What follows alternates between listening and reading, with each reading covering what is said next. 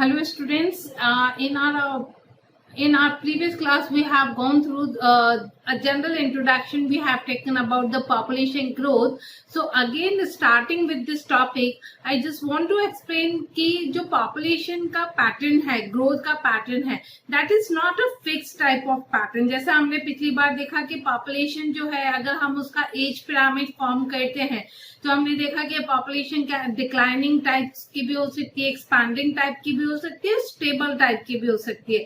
तो what we are want to say here that कि जो साइज का पॉपुलेशन का जो साइज है वो कभी भी स्टैटिक नहीं होता, वो कंटिन्यूअस चेंज हो रहा होता है क्योंकि डिफरेंट काइंड की जब एक ऑर्गेनिज्म एक नेचर के अंदर रह रहा है तो नेचर में रहते वक्त उसको बहुत सारी चीजों को फेस करना पड़ता है. एनवायरमेंटल कंडीशंस है, फूड की अवेलेबिलिटी है, प्रेडेशन का जो प्रेशर है, ये बहुत सारे ऐसे फैक्टर्स हैं जो किसी भी एक जगह पे एक इंडिविजुअल की पॉपुलेशन की साइज को, उसकी डेंसिटी को कंट्रोल करते रखते हैं. क्लियर? जैसे अगर हम if you talk about the human तो वी नो कि हमारा जो फूड अवेलेबिलिटी इतना कोई मैटर जनरली करता नहीं है क्योंकि हम लोग स्टोर करके रखते हैं मटेरियल को. प्रेडेशन का हमारे ऊपर कोई ऐसा प्रेशर नहीं है क्योंकि जनरली ह्यूमन का कोई प्रेडेटर है नहीं. क्लियर? एज सच अगर हम कंसिडर करें, बट स्टिल अगर हम देखिए तो बहुत सारी सिचुएशन, जैसे अगर अभी हम एक कोरोना वायरस की बात करें कि जो ग्लोबल पैंडेमिक कि हम की इशू को अगर हम यहाँ पर रिलेट करना चाहे तो आप देख सकते हो कि इस जो पैंडेमिक की वजह से कितनी ज्यादा ह्यूमन मॉर्टेलिटी हो रही है. क्लियर? जो ह्यूमन डेथ रेट है वो बहुत ज्यादा बढ़ गया है. तो पॉइंट ये है कि जब हम बात करते हैं कि पॉपुलेशन जो है नेचर में वो कभी भी स्टेबल नहीं रहती. अगर वो कंटिन्यूस बढ़ती भी है तो फाइनली एक पॉइंट ऐसा जरूर आता है जिसके बाद में पॉपुलेशन की साइज है उसकी डेंसिटी में चेंज आना स्टार्ट होता है. क्लियर? इट कैन बी, जैसे अभी हमने कहा कि फर्स्ट इंपॉर्टेंट पॉइंट तो ये हो गया कि जो पॉपुलेशन का साइज है वो एक स्टैटिक पैरामीटर नहीं है एज वी हैव सीन कि उसमें कंटिन्यूअस चेंज आते रहते हैं. फर्स्ट पॉइंट क्लियर हुआ. और ये जो चेंजेस हैं इसको कंट्रोल करने वाले there are so many different factors, but तीन मेजर फैक्टर्स को हम यहाँ बहुत ज्यादा इंपॉर्टेंस देते हैं. The first one is food availability, second is the predation pressure and third one is the adverse weather. ये तीनों ऐसे इंपॉर्टेंट पैरामीटर्स है जो किसी भी एरिया की पॉपुलेशन के साइज को जनरली कंट्रोल करते हैं. क्लियर? यही डिसाइड करेंगे कि वेदर एक पॉपुलेशन जो है वो इंक्रीज होगी अगर फूड अवेलेबिलिटी बहुत ज्यादा है, टेम्परेचर एकदम मॉडरेट है, कोई प्रेडेशन का प्रेशर नहीं है, तो आप देखेंगे कि पॉपुलेशन जो है वो फ्लरिश करेगी.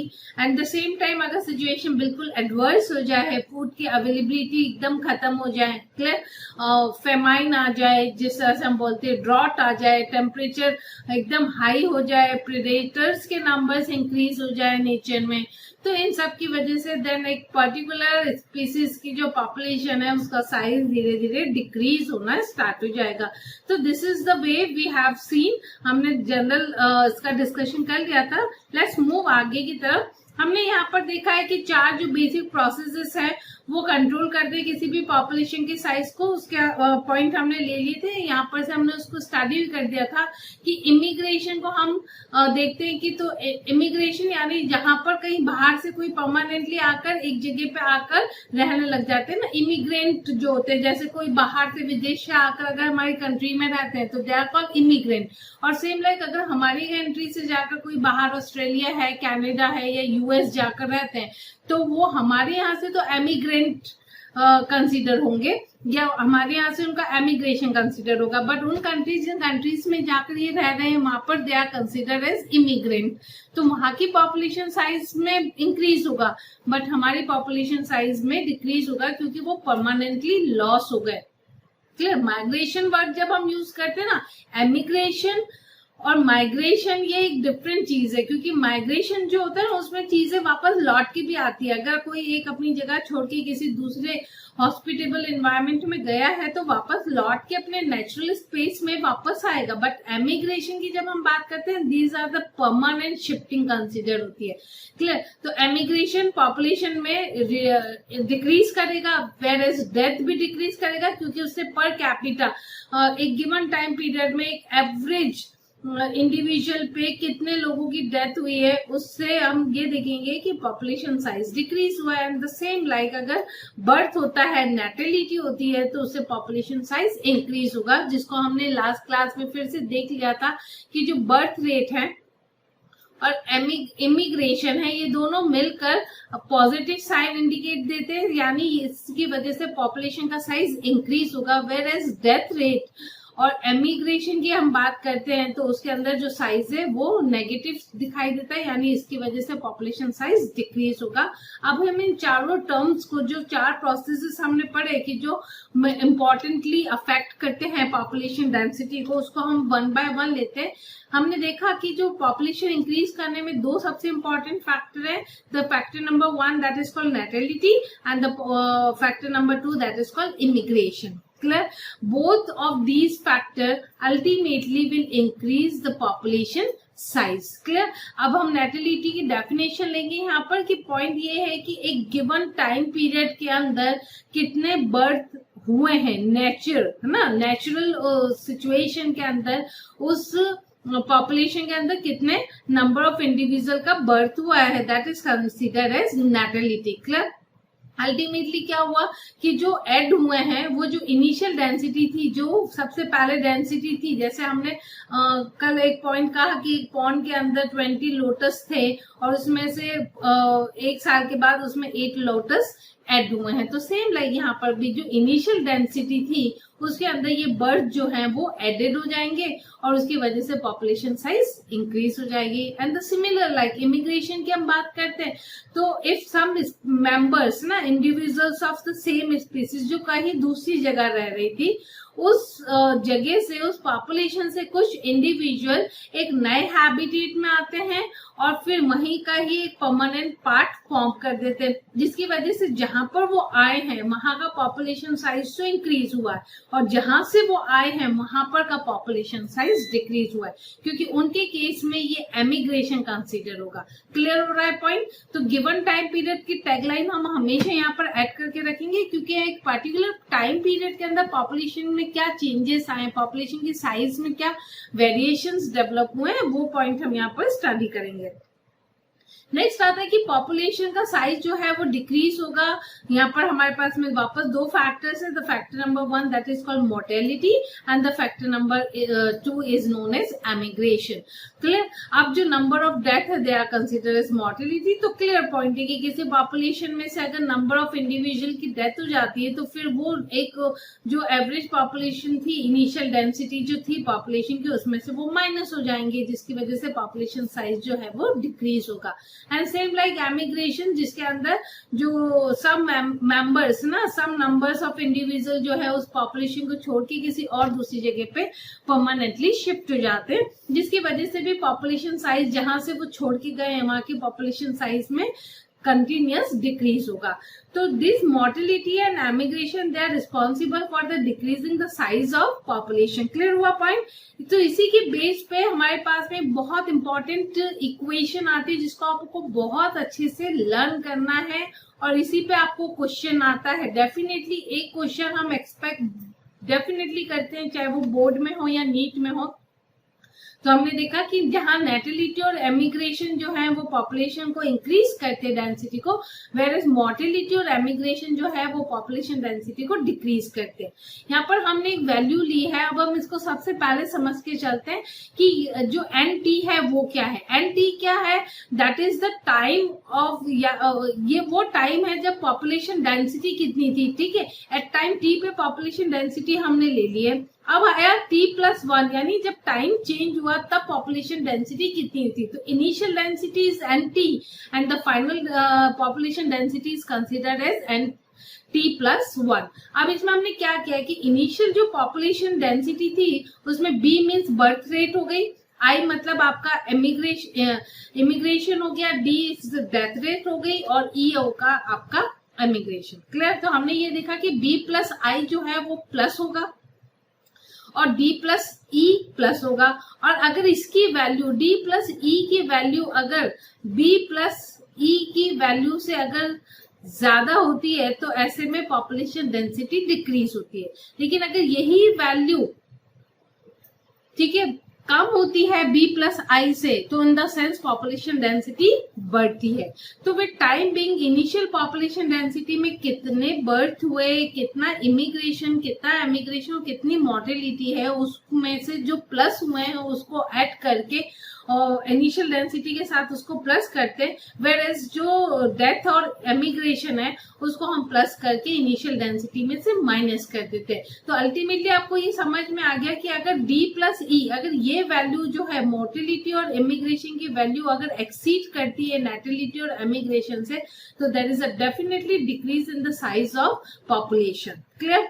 तो यहाँ पर आपको पॉइंट ये हमेशा याद रखना है जो हमने यहाँ पर दे दिया है कि अगर B plus I is greater than D plus E, then there is definitely change दिखाई देगा पॉपुलेशन में, and that change will be positive change consider होगा। क्लियर? नॉर्मल कंडीशंस के अंदर जैसे हम देखते हैं कि जो बर्थ और डेथ रेट जो है ना वो बहुत इंपॉर्टेंट फैक्टर है, बहुत इंपॉर्टेंट लाइन है। Death are the most important factor जो पॉपुलेशन डेंसिटी को कंट्रोल करता है। क्लियर? बट कौन सी सिचुएशन में? Under normal condition. Clear? But when we talk about the एक न्यू कॉलोनी का सेटअप हो रहा है, क्लियर, बट सर्टेन कंडीशन की बात करें, फॉर एग्जांपल एक न्यू कॉलोनाइजेशन हो रहा है कहीं पर, ठीक है, उस न्यू कॉलोनाइजेशन के अंदर अचानक से कोई बर्थ रेट तो बढ़ेगी नहीं ना, वहां पर जो पॉपुलेशन की डेंसिटी है वो इंक्रीज होगा कि वहां पर कितने लोग इमिग्रेट करके बाहर से आए हैं।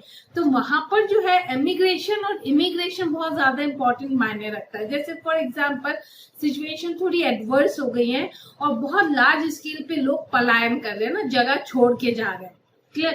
जैसे हम पार्टीशन की बात करें कि इंडिया पाकिस्तान का जब पार्टीशन हुआ तो बहुत लार्ज नंबर पे लोग जो है ना वो देश छोड़ के दूसरी जगह रहने गए। तो इस समय बर्थ रेट और डेथ रेट भी इम्पोर्टेंट रही होगी, नो डाउट।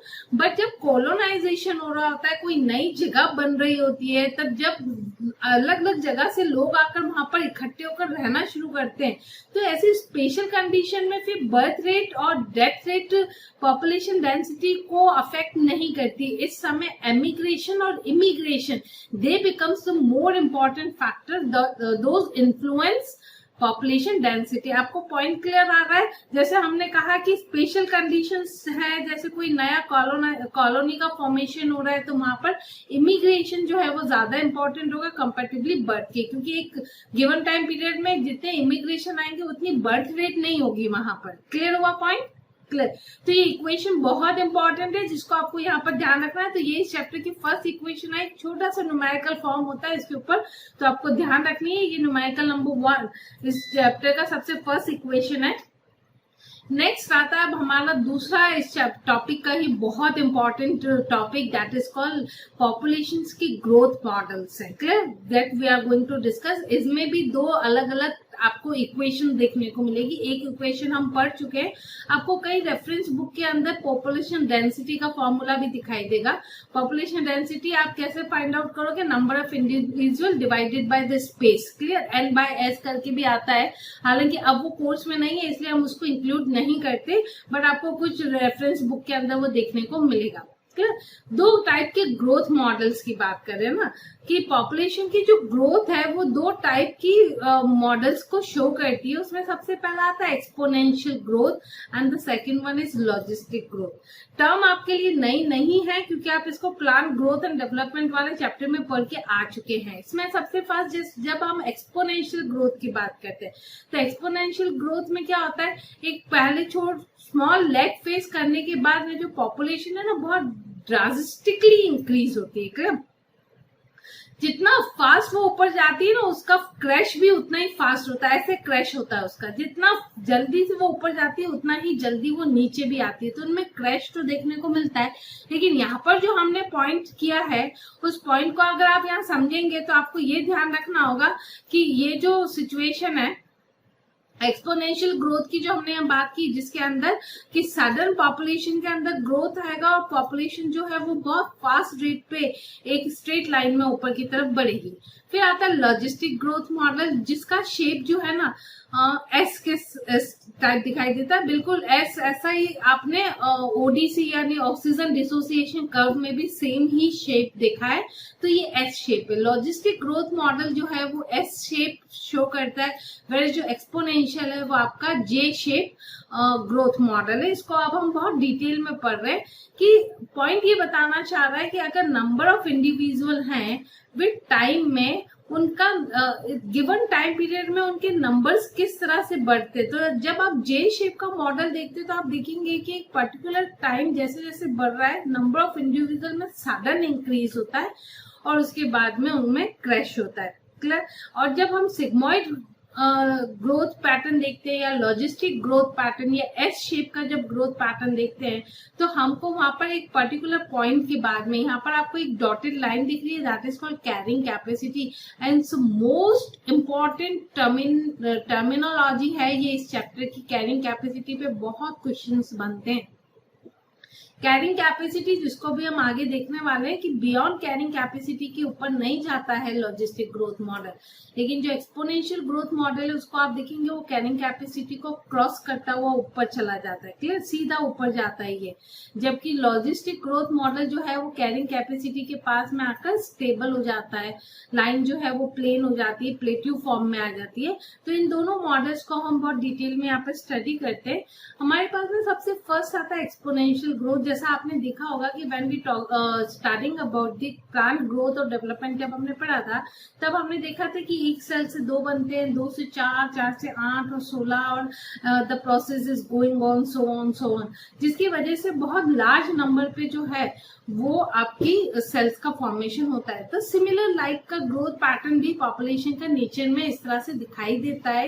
ये सिचुएशन कौन सी, जब वो पॉपुलेशन एक्सपोनेंशियल ग्रोथ शो करती है। तो ठीक है, इसमें सबसे पहले आपको ये देखना है कि जब नेचर के अंदर फूड अनलिमिटेड हो, क्लियर, स्पेस अनलिमिटेड हो, कोई प्रेडेटर का प्रेशर ना हो, टेम्परेचर एकदम मॉडरेट हो, एनवायरमेंटल कंडीशंस एकदम सूदिंग हो, ऐसे सिचुएशन के अंदर जो पॉपुलेशन जो है इज शो अनइम्पेडेड ग्रोथ। अनइम्पेडेड ग्रोथ का मतलब होता है जिसको रोका ना जा सके ना, जो कंटिन्यूअस बढ़ती है बहुत लार्ज स्केल पे, जिसमें कोई ऑब्स्टेकल नहीं आए, जिसकी ग्रोथ में कोई रुकावट नहीं आए, बिना रुके वो बढ़ती है। तो जब हम लोगों को एक्सपोनेंशियल ग्रोथ की बात करनी हो तब हमारे दिमाग में एक पॉइंट क्लियर आना चाहिए कि जो अवेलेबिलिटी है, क्लियर, रिसोर्सेज की अवेलेबिलिटी शुड बी अनलिमिटेड। ये बहुत इंपॉर्टेंट लाइन है जो क्वेश्चन काफी बार बनता है। जब फूड स्पेस अनलिमिटेड होगा तब पॉपुलेशन एक्सपोनेंशियल ग्रोथ शो करेगी, और जब फूड अवेलेबल है लार्ज क्वांटिटी में, स्पेस अवेलेबल है, तो हर ऑर्गेनिज्म अपना बायोटिक पोटेंशियल शो करेगा, यानी मैक्सिमम रिप्रोड्यूस करेगा। क्योंकि अल्टीमेटली पॉइंट क्या है, जब फूड अवेलेबिलिटी है तो पॉइंट दूसरा क्या है, क्योंकि अनलेस ह्यूमन के पास तो विल है, एक कंट्रोल पावर होती है, हमारे पास कॉन्ट्रासेप्टिव मेथड से हम अपनी पॉपुलेशन को कंट्रोल कर सकते हैं ना, कि हमारे पास भले सब कुछ अवेलेबिलिटी क्यों ना हो रिसोर्सेज की, फिर भी हमारी एक चॉइस होती है कि हमारी फैमिली की साइज को हमें कितना कंट्रोल करना है। बट एनिमल्स के पास में इस तरह का कोई पैटर्न बिहेवियर नहीं होता है। अगर उनके पास में फूड अवेलेबल है लार्ज अमाउंट में, अनलिमिटेड अगर स्पेस अवेलेबल है, तो वो अपना मैक्सिमम पोटेंशियल शो करते हैं, यानी उनकी इननेट पोटेंशियल, और उनका एक ही एम होता है कि अपने नंबर ऑफ इंडिविजुअल को लार्ज स्केल में बढ़ाया जाए। तो जब पॉइंट ये आता है कि जब फूड अनलिमिटेड होता है तो उनका बायोटिक पोटेंशियल बहुत बढ़ जाता है और वो बहुत फास्ट रेट पे रिप्रोड्यूस करने लगते हैं।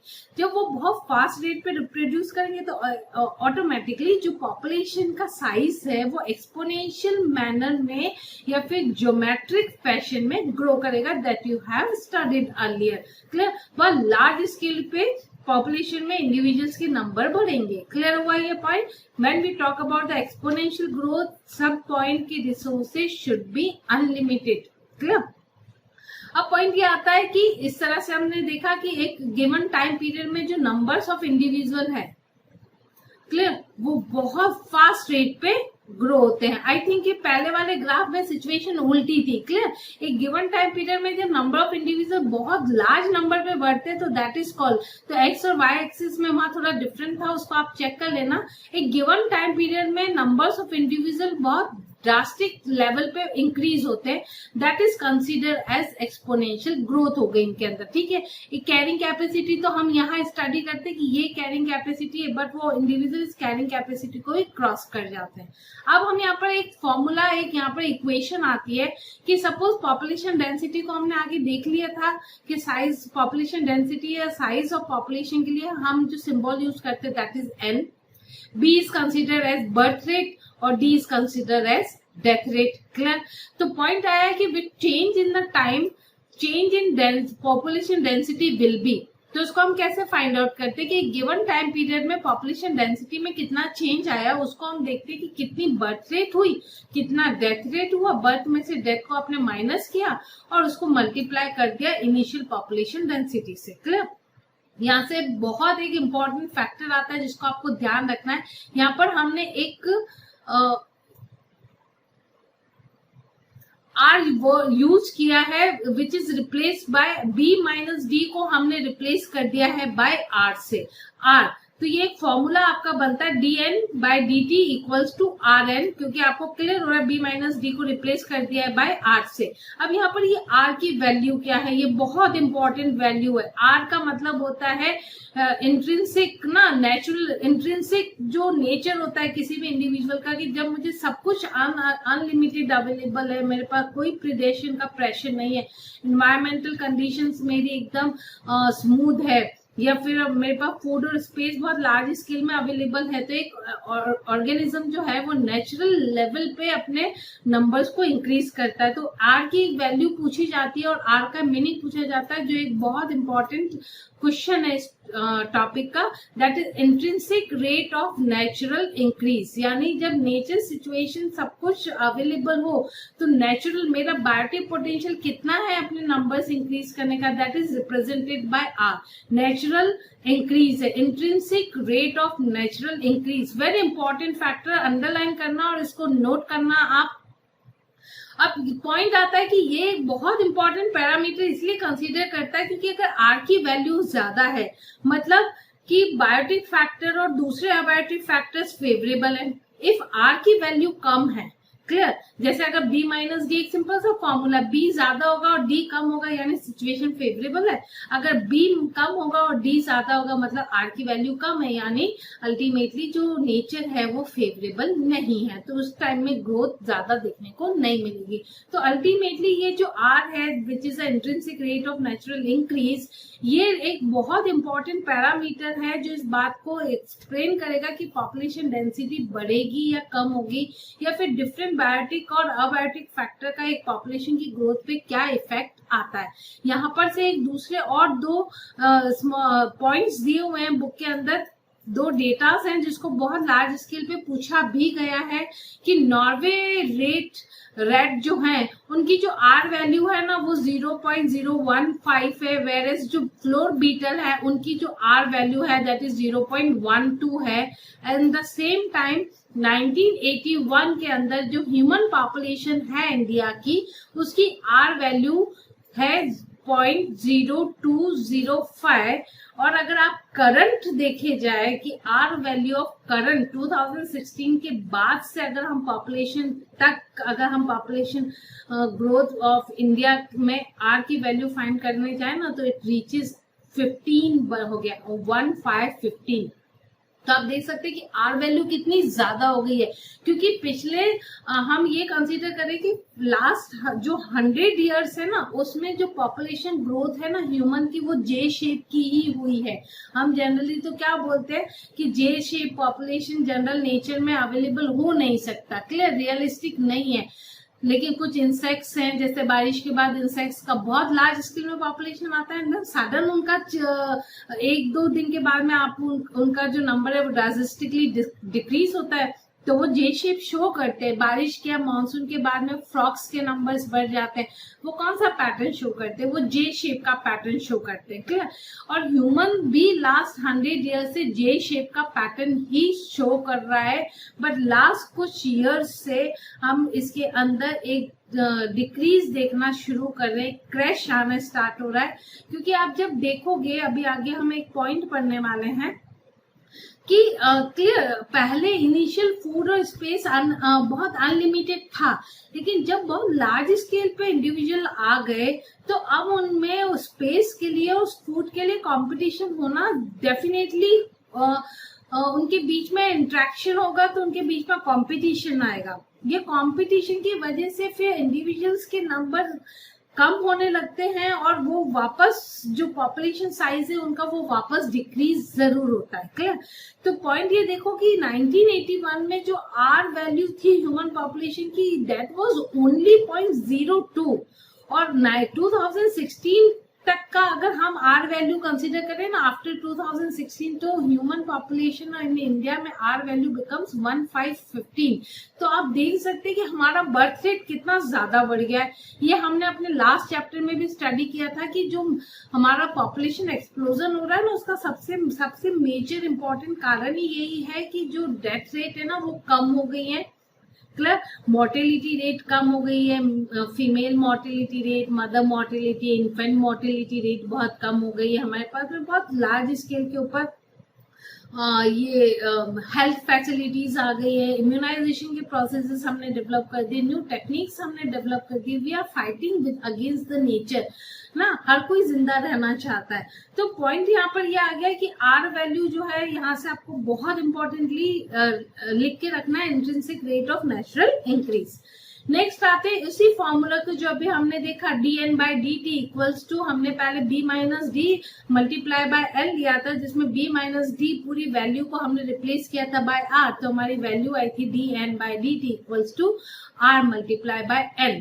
इसी सेम इक्वेशन को आप इंटीग्रल फॉर्म में भी लिख सकते हो, और ये दोनों ही इक्वेशंस को पूछा जाता है, इसलिए आपको दोनों इक्वेशंस याद रखनी है।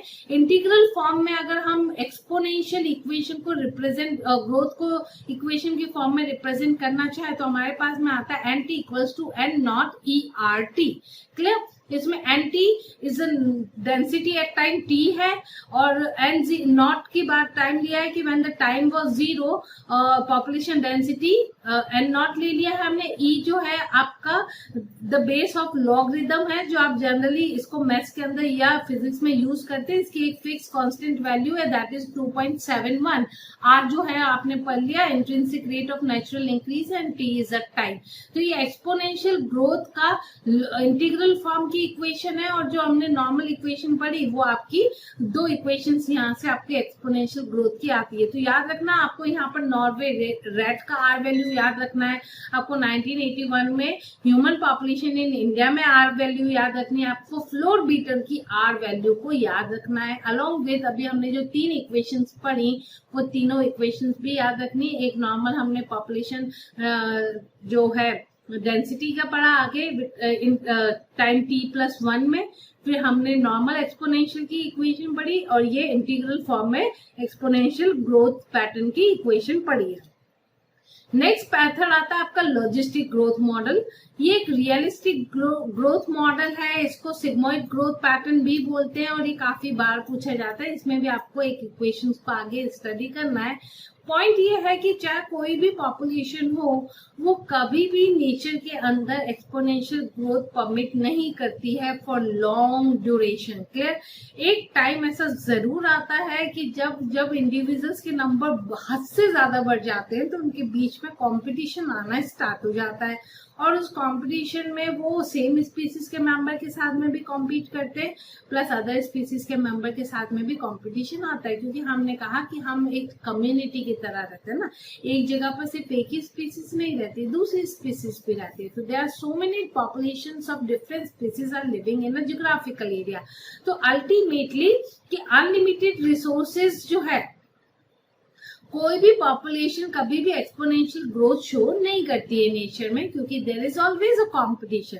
जब कंपटीशन होगा तो डेफिनेटली कुछ को मिलेगा और कुछ को नहीं मिलेगा, यानी जो सर्वाइवल होगा, सर्वाइवल ऑफ द फिटेस्ट वाला जो लॉ है वो यहाँ पर अप्लाई करेगा। जो ज्यादा वेरिएशन के साथ में होगा या जिसके पास फेवरेबल वेरिएशन होगा वो सर्वाइव करेगा। तो जो फिटेस्ट इंडिविजुअल होगा, fittest one, the one with favourable variation, वो सर्वाइव करेगा। और उनमें से कुछ लिमिटेड लोगों के पास ही फेवरेबल वेरिएशन होंगे तो वो सर्वाइव करेंगे, इन द सेंस वो ही रिप्रोड्यूस करेंगे, यानी सबको रिप्रोड्यूस करने का चांस नहीं मिल पाएगा। तो इट्स अ वेरी पॉइंट कि क्यों कोई भी पॉपुलेशन नेचर में एक्सपोनेंशियल ग्रोथ नहीं करती है। रीजन इज क्योंकि सबसे फर्स्ट पॉइंट आता है कि हमेशा जब रिसोर्सेज इनिशियल अनलिमिटेड हो सकते हैं, बट एक सिचुएशन के बाद में डेफिनेटली जो रिसोर्सेज है वो लिमिटेड होंगे और लिमिटेड रिसोर्सेज के लिए कंपटीशन होगा। When there will be competition, so the one who is fittest will survive and ultimately the one who will survive will reproduce. Clear? तो पॉइंट आता है यहाँ से, जैसा हमने अब आगे कैरिंग कैपेसिटी पढ़ा था, कैरिंग कैपेसिटी ना, कैरी करने की कैपेसिटी, नेचर की अपनी एक लिमिट है।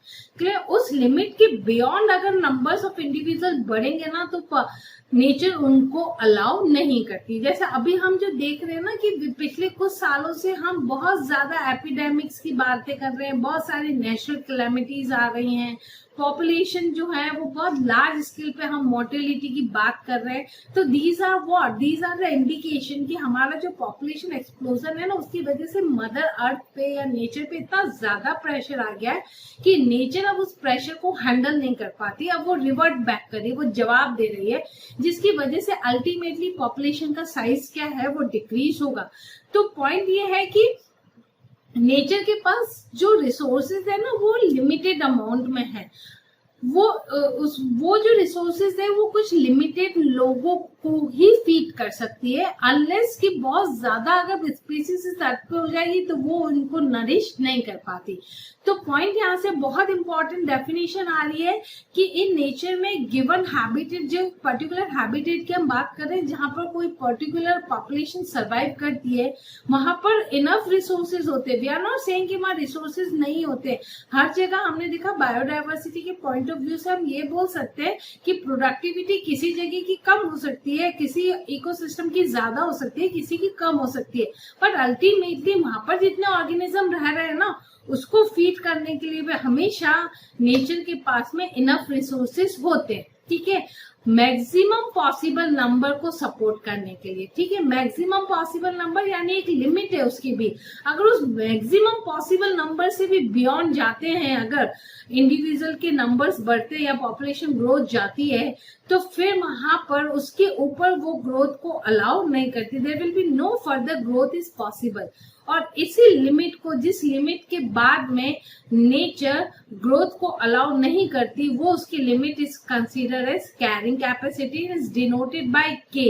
ये बहुत इंपॉर्टेंट सिंबल है, जैसे एन आगे आपने पढ़ा पॉपुलेशन डेंसिटी के लिए यूज होता है, वेयर के denotes for carrying capacity. Clear? एक नेचर की कैपेसिटी बियॉन्ड विच वो किसी भी नंबर ऑफ इंडिविजुअल जो पॉपुलेशन साइज है उसको ग्रो करना अलाउ नहीं करती। यहाँ पर से हम देख रहे हैं अब ये एस शेप का ग्राफ, अभी हमने जे शेप देखा, अब हमारे पास में आया एस शेप। इनिशियल जो है, अगर हम जब पॉपुलेशन ग्रोइंग हैबिटेट में देखते हैं जहां पर रिसोर्सेज लिमिटेड है, जब अनलिमिटेड था तब तो हमने जे शेप देखा। अब ये जहां रिसोर्सेज लिमिटेड है उसमें सबसे फर्स्ट तो आती है लेग फेज, जो आपको यहाँ दिखाई दे रही है, this is called lag phase. यहाँ पर जो ग्रोथ है वो बहुत स्लो होता है, जो आपने इनिशियल बहुत आगे भी इस ग्राफ को बार बार पढ़ा है। उसके बाद में बहुत ही फास्ट एक्सपोनेंशियल फेज आती है जिसको हम लेग फेज भी बोलते हैं, जिसके अंदर बहुत ट्रिमेंडस और फास्ट रेट के ऊपर नंबर ऑफ इंडिविजुअल इंक्रीज होते हैं। इंक्रीज होने के बाद में एक्सपोनेंशियल ग्रोथ फेज या लेग फेज के बाद में वापस एक ट्रांजिशनल फेज आती है, जिसकी वजह से वापस पॉपुलेशन का जो ग्रोथ है वो थोड़ा सा वापस रिड्यूस हो जाता है ना, एक्सीलरेशन आ जाता है, चेंज हो जाता है उसके अंदर। एक्सीलरेशन के बाद उसमें डी एक्सीलरेशन आ जाता है, यानी पॉपुलेशन का जो ग्रोथ है वो धीरे धीरे डिक्रीज होना स्टार्ट होता है, एंड देन फाइनली यहाँ पर आ जाता है असिम्प्टोट। ठीक है, बहुत इंपॉर्टेंट लाइन यूज होती है यहाँ पर, जिसको मैं यहाँ अंडरलाइन कर रही हूँ, असिम्प्टोट। असिम्प्टोट इज दिस फेज। ठीक है, ये जो स्ट्रेट लाइन है, प्लेट्यू है, दिस इज कॉल्ड असिम्प्टोट। क्योंकि जब वर्ड असिम्प्टोट की बात करते हैं ना, तो asymptote is considered as a straight line in reference to और in association with a curve. जब हम किसी कर्व के रिगार्ड में किसी स्ट्रेट लाइन को इमेजिन करते हैं तो फिर वो असिम्प्टोट कहलाती है ना। एक बहुत इंपॉर्टेंट क्वेश्चन भी आता है यहाँ पर, जिसको भी हम डिस्कस कर लेते हैं। कैरिंग कैपेसिटी, देखो इनिशियल तो जो पॉपुलेशन का ग्रोथ है वो बहुत स्लो होती है, दैट इज लैग फेज में जाती है, ठीक है। उसके बाद में लॉग फेज आती है, बहुत ही फास्ट साइज में, यहाँ से यहाँ तक बहुत लार्ज स्केल में पॉपुलेशन जो साइज है वो इंक्रीज होती है। उसके बाद में वापस डी एक्सीलरेशन फेज आती है, यानी रिड्यूस होता है ग्रोथ पैटर्न, एंड देन एक स्ट्रेट लाइन आ जाती है विच इज कंसिडर्ड एज असिम्प्टोट, ठीक है। असिम्प्टोट तब दिखाई देता है जब जो पॉपुलेशन की डेंसिटी है ना वो कहाँ पहुंच गई, it reaches to carrying capacity. Beyond this, क्योंकि हमने कहा कैरिंग कैपेसिटी के बाद में पॉपुलेशन ग्रोथ को नेचर अलाउ ही नहीं करती है। उसके बाद में यहाँ पर रिसोर्सेज लिमिटेड हो गए, इसके बियॉन्ड पॉपुलेशन ग्रोथ नहीं हो सकती है। एक क्वेश्चन बनता है कि asymptote in a logistic growth model is obtain. ये तब सिचुएशन मिलती है जब जो एन है, एन इक्वल्स टू, अब ये इक्वेशन हम आने पढ़ने वाले हैं, यानी population density becomes equals to carrying capacity. ये बहुत इंपॉर्टेंट नोटेशन है जो आपको काफी जगह क्वेश्चन में मिलेगा। असिम्प्टोट आपको कब मिला, जब जो पॉपुलेशन डेंसिटी है become equals to the carrying capacity. अब उससे ज्यादा यहाँ पर कोई पॉसिबिलिटी दिखाई नहीं दे रही, यहाँ पर अब इससे ज्यादा कोई ग्रोथ फॉर्म अवेलेबल नहीं है। क्लियर हुआ ये पॉइंट। तो हमको ये 3 फेजेस दिखाई देती है। अल्टीमेटली अब 4 फेज की बात करें तो first is lag phase, then log phase आता है, फिर डी एक्सीलरेशन फेज आता है, एंड देन असिम्प्टोट आता है which is considered as a straight line in association with a curve. Clear. अब हमारे पास एक दूसरी डेफिनेशन इक्वेशन आती है, सॉरी, लॉजिस्टिक ग्रोथ मॉडल के लिए वर्ड हल्सपर्ल लॉजिस्टिक ग्रोथ इक्वेशन यहाँ पर मिलती है, और इसको आप बहुत अच्छे से याद रख लेना।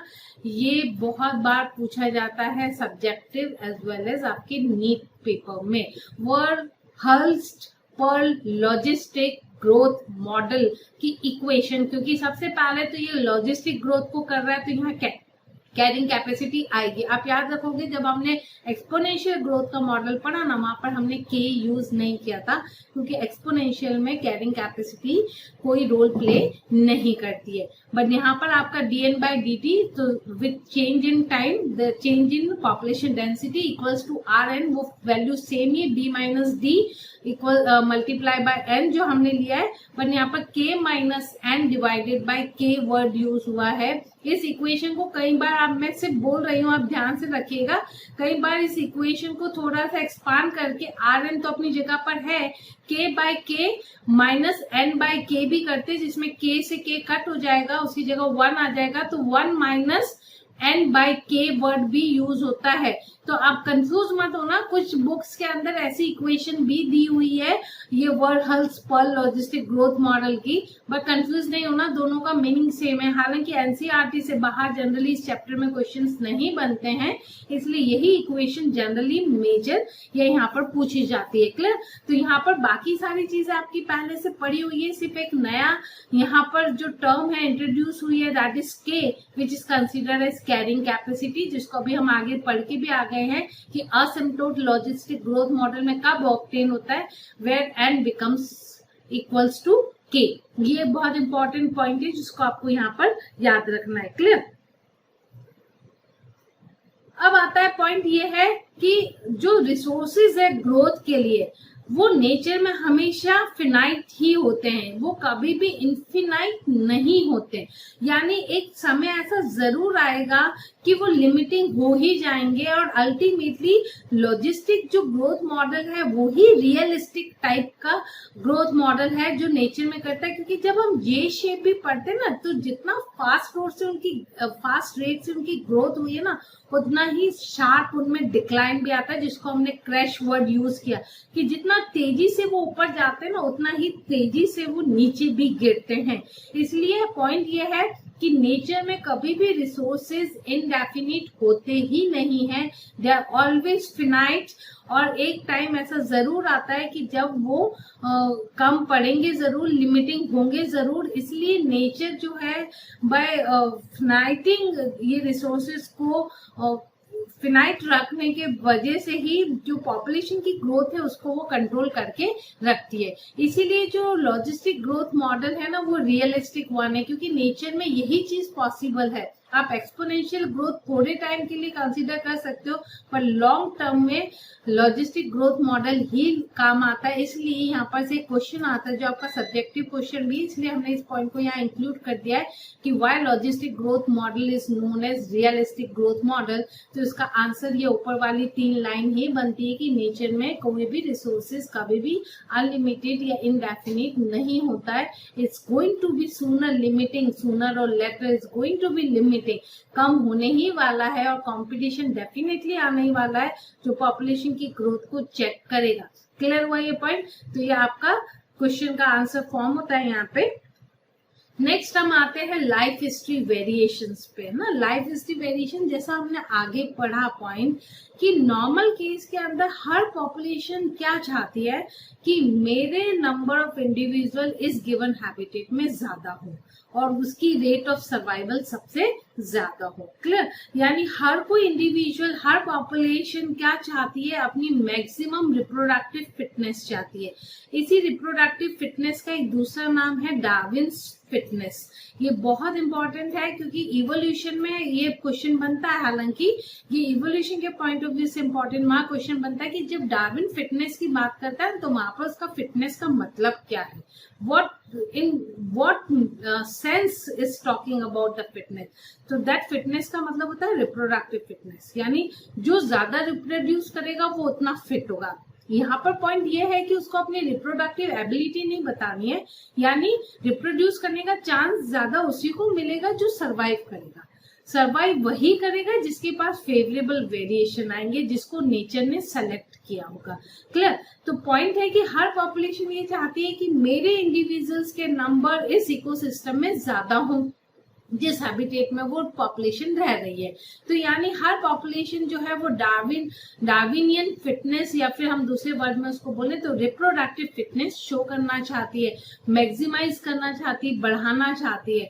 तो इस ड्यूरेशन में क्योंकि कोई भी पॉपुलेशन क्या चाहेगी कि मैं उस इकोसिस्टम से वाइप ना हो जाऊं ना, वाइप ऑफ ना हो जाऊं, मैं खत्म ना हो जाऊं, मुझे अपने आप को इस इकोसिस्टम में मेंटेन करना है, सस्टेन करके रखना है। तो विद टाइम बीइंग इवोल्यूशन के अंदर ये जो प्रेशर्स के अगेंस्ट, जो सिलेक्शन प्रेशर है उसके अगेंस्ट बहुत सारी रिप्रोडक्टिव स्ट्रेटेजीज डेवलप किए हैं ऑर्गेनिजम्स ने, जिसको हम यहाँ पर पढ़ रहे हैं। बहुत इंटरेस्टिंग टॉपिक है इसको समझना कि कुछ ऑर्गेनिज्म जो हैं वो जैसे हमने आगे पढ़ा कि वो सिर्फ अपनी पूरी लाइफ में सिर्फ एक ही बार ब्रीड करते हैं।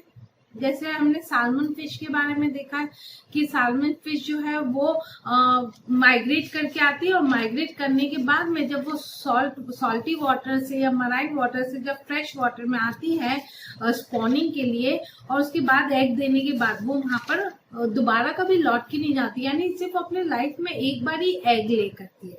सेम लाइक हमने बैम्बू के बारे में पढ़ा।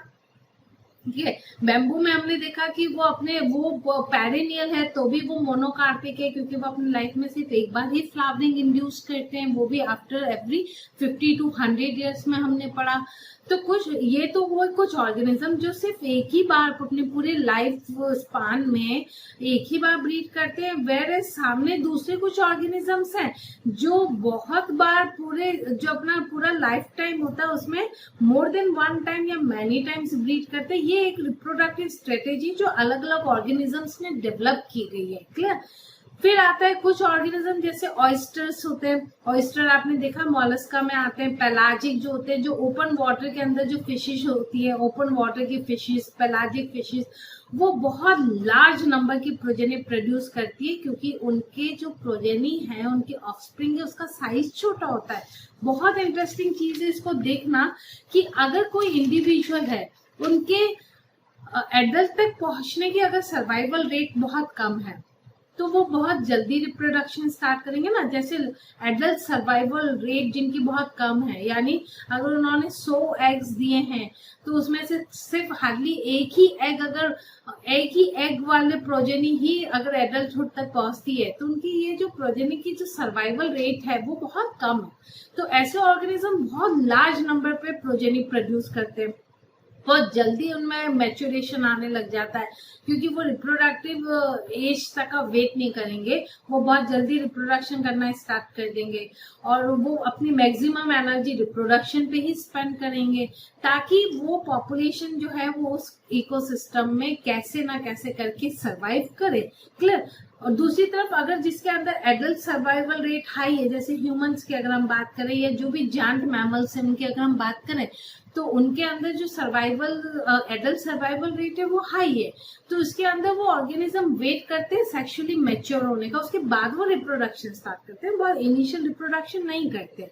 सेम लाइक वो अपनी मैक्सिमम एनर्जी अपनी बॉडी की ग्रोथ और डेवलपमेंट पर लगाएंगे रिस्पेक्टिव टू रिप्रोडक्शन करने के अंदर। तो ये एक बहुत इंपॉर्टेंट यही लाइफ हिस्ट्री वेरिएशन है कि सब इंडिविजुअल ने अपने अपनी लाइफ हिस्ट्री में अलग अलग वेरिएशंस डेवलप किए गए हैं, क्योंकि उनके ऊपर जो नेचर का प्रेशर है ना सबके ऊपर अलग अलग है। अगर उनकी प्रोजेनी का साइज छोटा है तो वो बहुत लार्ज नंबर की प्रोजेनी प्रोड्यूस करते हैं। जैसे मॉस्किटो का एग्जांपल हम अदर देन यहाँ पर गिवन एग्जांपल्स ले, इंसेक्ट्स हैं, बीटल्स हैं, इनकी बहुत ज्यादा लार्ज नंबर पे प्रोजेनी प्रोड्यूस करते हैं, क्योंकि इनकी मोर्टेलिटी रेट बहुत हाई है। अगर हम बर्ड्स और मैमल्स की बात करें तो इनमें जो प्रोजेनी होती है, ऑफस्प्रिंग होती है, उसका साइज बड़ा होता है, इसलिए उनके नंबर्स कम होते हैं। अगर हाथी जो है वो मॉस्किटो की रेट के अंदर रिप्रोड्यूस करना शुरू कर देगा तो जस्ट थिंक क्या होगा इस नेचर का, इस अर्थ का क्या होगा। तो पॉइंट यहाँ पर है, दोनों में डिफरेंस क्या है, इनमें डिफरेंस ये है कि इनकी सर्वाइवल रेट, मॉस्किटो की सर्वाइवल रेट बहुत कम है, इसलिए उसको बहुत ज्यादा प्रोजेनी देनी पड़ती है, वेयर एलिफेंट्स की जो प्रोजेनी है और उसकी सर्वाइवल रेट बहुत हाई है, इसलिए वो बहुत ही कम प्रोजेनी प्रोड्यूस करता है अपने पूरे लाइफ टाइम में। हार्डली एक या दो ही कर पाता है वो पूरे अपने लाइफ टाइम में। सर्वाइवल रेट भी ज्यादा है एडल्ट तक पहुंचने की, मॉस्किटो की तो बहुत कम है, इसलिए वो लार्ज नंबर की प्रोजेनी प्रोड्यूस करते हैं। क्लियर। पॉइंट ये है कि ये जो जिस टाइप के वेरिएशंस अलग अलग पॉपुलेशन ने जो डेवलप किए ना, उसके सबसे पीछे का लॉजिक यही है कि वो जिस हैबिटेट में रह रहे हैं उस हैबिटेट का अबायोटिक और बायोटिक कंपोनेंट्स हैं वो इन ऑर्गेनिज्म पे किस टाइप का इफेक्ट डालते हैं, उस इफेक्ट के बेस पे ये ऑर्गेनिजम्स इवॉल्व हुए हैं।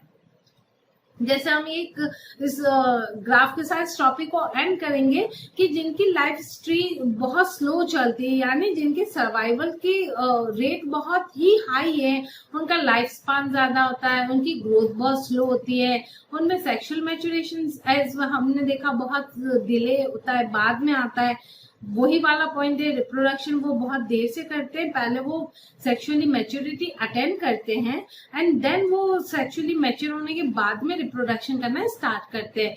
Smaller number of progeny produce करते हैं, क्योंकि पॉइंट क्या है, पेरेंटल केयर बहुत ज्यादा है, जिसकी वजह से प्रोजेनी जो है उसके नंबर्स कम होते हैं, लेकिन साइज उसका बहुत बड़ा होगा। मेटिंग जो एफर्ट्स होते हैं वो बहुत कम होते हैं, क्योंकि रिप्रोडक्शन उनकी लाइफ का मेन एम नहीं है, वो अपनी मैक्सिमम एनर्जी रिप्रोडक्शन पे स्पेंड नहीं करते। वेयर इज बिल्कुल अपोजिट हम देखेंगे कि लाइफ स्पान उनका बहुत छोटा होता है, ग्रोथ उनकी बहुत फास्ट होगी, यानी बहुत जल्दी उनमें सेक्सुअल मैच्योरेशन आएगा, जिसकी वजह से वो बहुत जल्दी रिप्रोडक्शन स्टार्ट करेंगे और वो बहुत लार्ज नंबर की प्रोजेनी प्रोड्यूस करेंगे। साइज इसका छोटा होगा। पेरेंटिंग एफर्ट, क्योंकि इतने बच्चों को कोई भी माँ बाप संभाल ही नहीं सकता है। क्लियर। आप घर में 2 या 3 होते तो आपके पेरेंट्स आपसे परेशान हो जाते हैं। तो सी यहाँ पर तो 1000 और मिलियंस में एग्स ले किए जाते हैं ना, रेंज 1000 to millions हो सकती है। तो पेरेंटल केयर पॉसिबल है? नहीं, बिल्कुल पॉसिबल ही नहीं है। इसलिए बहुत ही लो लेवल पे वो अपने एग लेकर के भूल जाते हैं कि हमने कहाँ एग ले किए थे। अब उसमें से हैच होकर बाहर आना और सुटेबल एनवायरनमेंट की तरफ जाना या हैबिटेट की तरफ जाना, ये सब चांस फैक्टर होता है। इसलिए इनकी जो सर्वाइवल रेट है ना वो बहुत ही कम होती है। और प्लस क्योंकि लार्ज नंबर पे प्रोजेनी प्रोड्यूस करनी है, रिप्रोडक्शन बहुत लार्ज स्केल पे डेवलप करना है, तो जो मेटिंग एफर्ट होंगे वो भी बहुत ही हायर स्केल पे दिखाई देंगे. So this is a strategy which an organism or a population of an organism has developed on the basis of the ecosystem in which they are living. वहां पर abiotic और अबायोटिक के साथ का interaction कैसा है, उसका कितना इफेक्ट है उनके ऊपर, कितना प्रेशर वो प्रोवाइड करते हैं, इन सब के बेस पे डिफरेंट टाइप्स की लाइफ हिस्ट्री स्ट्रेटेजी डेवलप हुई है. इसी के साथ हम ये टॉपिक यहाँ पर एंड करते हैं. इस टॉपिक को एनसीईआरटी से बिल्कुल रीड कर देना. जितने भी इक्वेशंस हमने पढ़ी हैं, जितने भी दोनों ग्रोथ मॉडल्स पढ़े हैं, उनमें आपको डिफरेंस लिखना है. ये आपका होमवर्क है कि लॉजिस्टिक ग्रोथ मॉडल और एक्सपोनेंशियल ग्रोथ मॉडल के बीच में आपको डिफरेंस लिखकर उसकी ग्राफ्स को ड्रॉ करना है और उनकी इक्वेशंस को लिखना है. ये आपका इस सेशन का होमवर्क है. तो प्लीज कंप्लीट कर दीजिएगा.